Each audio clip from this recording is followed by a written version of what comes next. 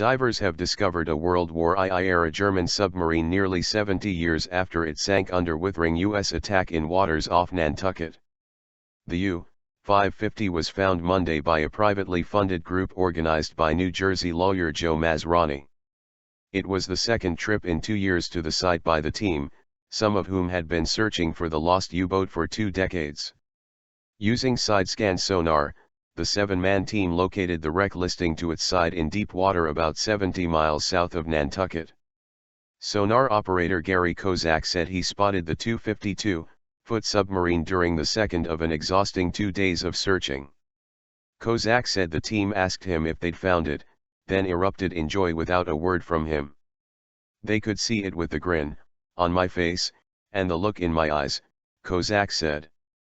On April 16, 1944, the U-550 torpedoed the gasoline tanker SS Pennsylvania, which had lagged behind its protective convoy as it set out with 140,000 barrels of gasoline for Great Britain, according to the U.S. Coast Guard website and research by Mazraani. The U-boat slipped under the doomed tanker to hide. But one of the tanker's 3 escorts, the USS Joyce, saw it on sonar and severely damaged it by dropping depth charges. The Germans, forced to surface, manned their deck guns while another escort vessel, the USS Gandhi, returned fire and rammed the U-boat. The third escort, the USS Peterson, then hit the U-boat with 2 more depth charges. The crew abandoned the submarine, but not before setting off explosions to scuttle it. The submarine hadn't been seen again until Monday. The U-550 is one of several World War II-era German U-boats that have been discovered off the U.S. coast, but it's the only one that went down in that area, Mazraani said. He said it's been tough to find largely because military positioning of the battle was imprecise, and searchers had only a general idea where the submarine was when it sank. Kozak noted that the site is far offshore and has only limited windows of good weather.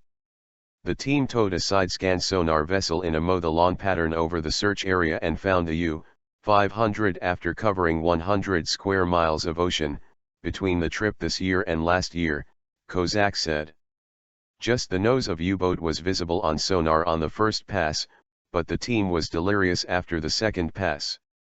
When the sonar image made it obvious they'd found it, Mazraani said. Quick dives to the wreck to beat bad weather confirmed the find with pictures. The other team members were Steve Gatto, Tom Packer, Brad Sherd, Eric Takakjian and Anthony Tetseka. Mazraani is cagey about the vessel's precise location, saying only that it's in deep water. Mazraani said his best estimate was that the team spent thousands of dollars of its own money on the expedition.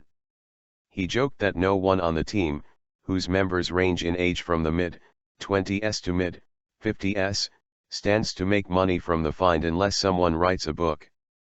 Mazraani said the next step is to contact any sailors or their families from the escort vessels, the tanker and the German U-boat to share the news and show the pictures. Another trip to the site is coming, he said, adding the investigation has just started. The history behind it all is really what drives us, Mazraani said.